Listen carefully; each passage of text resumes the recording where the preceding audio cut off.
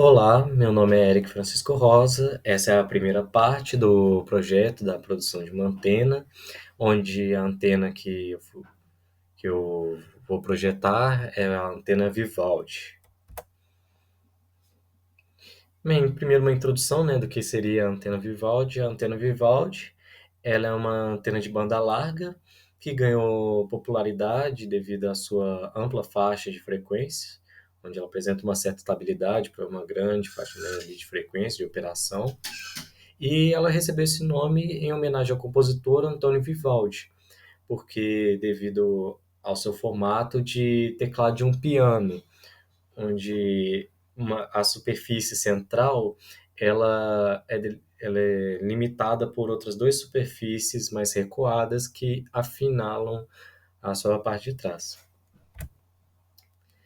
Bem, a antena Vivaldi, né, seu princípio de funcionamento é o quê? Ela não só tem um formato, como também tem uma operação semelhante a uma trombeta, onde o sinal ocorre ali naquela parte menor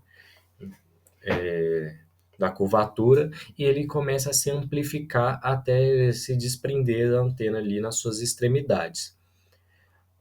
A questão é que existem diversos formatos e algumas variações de alimentação, mas basicamente consistem no mesmo processo, dessa alimentação numa parte mais estreita, que vai excitar ali um sinal no cobre, geralmente do outro lado, que vai acabar gerando essa onda alternando positivo e negativo ali entre essas duas chapas de cobre, e o sinal vai se propagando e aumentando de amplitude. Bem, vamos falar sobre as utilidades da antena. As suas vantagens, a primeira delas é a banda larga, como eu já tinha dito antes. Seu desempenho consistente, que é esse fato de ela ser relativamente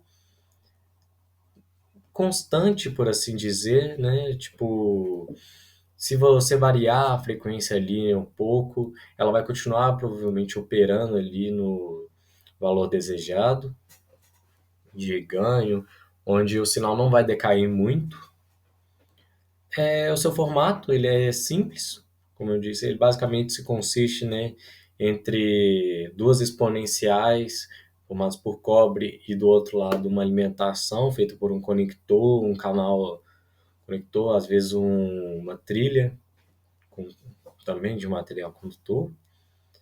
Seu design ele é bem flexível, existem diversos trabalhos que propõem formatos diferentes, que têm por objetivo otimizar algum parâmetro na Vivaldi que eles não conseguiram encontrar, pelo menos não atender, né? Às vezes fazer ela chegar mais longe, aumentar um pouco a amplitude, diminuir as perdas, ou então às vezes dependendo da aplicabilidade, né? Que dependendo se for um radar, se for para comunicação, sistemas de medição, teste de equipamentos ou análise de estruturas, ali umas certas características vão querer ser mudadas. E outra vantagem também é a sua direcionalidade, porque ela é uma antena que ela não propaga, não foi feita para propagar em todas as três dimensões. O que eu quero dizer com isso? Ela não propaga em todos os sentidos. Ela busca mais propagar apenas de uma direção, que seria a direção onde está o final da exponencial. Nas suas desvantagens, temos o seu tamanho, principalmente para pequenas frequências, onde quanto menor a frequência, maior vai ser o tamanho, mas ao contrário de outras antenas, realmente o seu tamanho é relativamente maior, enquanto algumas antenas ali na faixa de 2.4 podem apresentar tamanhos de até 5 centímetros, a Vivaldi pode chegar a ter 9 centímetros de comprimento. E dependendo do design que você for ter, como vai se tornar algo mais específico, pode se tornar mais trabalhoso e também gerar um certo custo, né, tanto de desenvolvimento e projeto quanto de fabricação. Bem, o projeto da antena. Para o projeto da minha antena, eu utilizei de um modelo mais simples, onde não tem nenhum formato diferente na parte mais fina da exponencial, apenas uma pequena reta estendendo ela, e enquanto que a alimentação vai consistir basicamente numa trilha de cobre do lado oposto. Existem alguns modelos que utilizam de um círculo na base da exponencial, de uma alimentação em forma de leque, como nas imagens que eu tinha mostrado antes. Existem umas que usam trilhas que acompanham ali essa parte mais fina também. Outras também que vão acabar mudando aqui o formato da exponencial, trazendo ele mais para o centro, trazendo ele mais para a lateral. Mas aí eu preferi por optar por esse modelo, que ele é mais simples. E o objetivo é que a impedância de entrada dele fosse de 50 ohms, o seu S11, né, seu parâmetro S, fosse menor que menos 10 dB, na faixa de 2,45 GHz, e que fosse o maior ganho possível.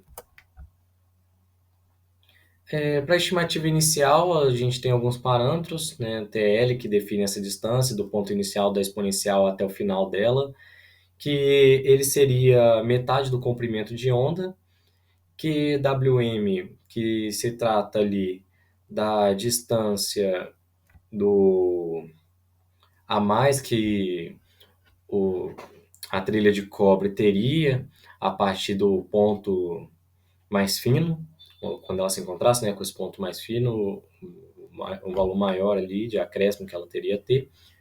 O SL, que é esse comprimento ali entre a parte mais fina, a partir dessa parte mais fina aqui inicial até aqui a parte de trás, esse é o SL. O MW vai depender de qual alimentação que você vai estar usando, mas isso vai ser um grande parâmetro para definir qual que vai ser a impedância de entrada. O 2S, que é espessura, no caso a gente fala 2S, mas seria S, né? 2 porque ele é espelhado. O 2S seria de 1 milímetro. A extensão, que seria do final da parte estreita até a lateral da antena, seria de aproximadamente 1 milímetro. A curva tem um formato de exponencial, como eu havia dito antes, tendo como base o valor de S e uma taxa de crescimento R. E o T, no caso, se refere à posição que ele está desde o ponto de saída até a outra lateral da antena, no ponto de dispersão da onda. No caso do comprimento de onda, foi-se utilizado a velocidade da luz base, que em um dos materiais eu observei que esse era um padrão, né, onde eu tinha pegado essas informações de conta. Ele utiliza como padrão a velocidade da luz, independente do meio de propagação ali, que no nosso caso é do FR4, né, a fibra de vidro. E como o intuito era 2,45 GB, fiz tudo com base nessa frequência. Bem, a questão é que a minha placa ela seria feita, né, numa placa de 10 por 10 centímetros.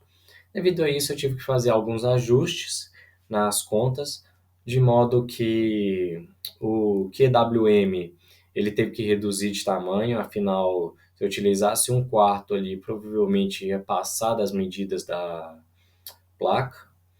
O parâmetro R, né, que é a taxa da exponencial, do crescimento da exponencial, eu considerei ele um valor que, além de encontrar com a extremidade da placa, né, com os seus pontos finais, sem deixar nenhuma diferença ali, ou nem passar dela.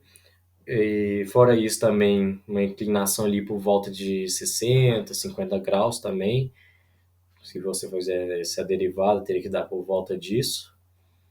E o SL e o TL, eles se mantiveram, né? Meio comprimento de onda e um quarto de comprimento de onda. A extensão teve que ser estendida, né? Foi estendida para aproximadamente 8 milímetros.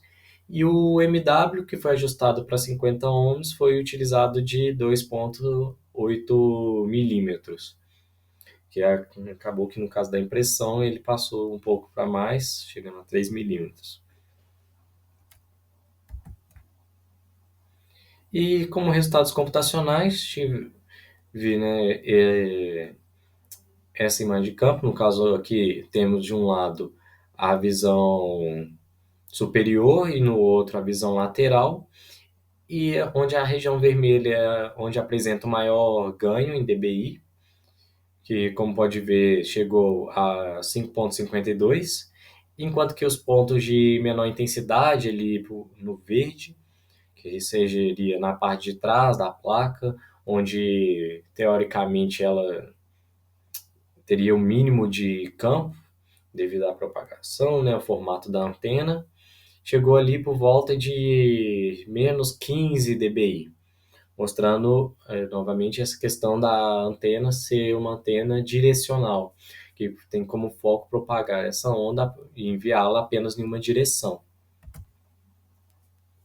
Aqui tem o parâmetro S, onde, como pode ver, tem uma margem relativamente grande, né, para frequência, onde ela poderia estar operando entre aproximadamente 2 até 3 GHz, que estaria numa faixa adequada, né? Afinal, está menor do que menos 10 decibéis. E após realizar a montagem, tivemos como resultado essa curva. E essa curva nos mostra que a faixa de operação dela seria bem maior do que o esperado, podendo operar ali por volta de 1,5 até os 3 GHz, mas também podendo operar ali um pouco mais do que 4 GHz até mais ou menos 6,2, 6,3 GHz também.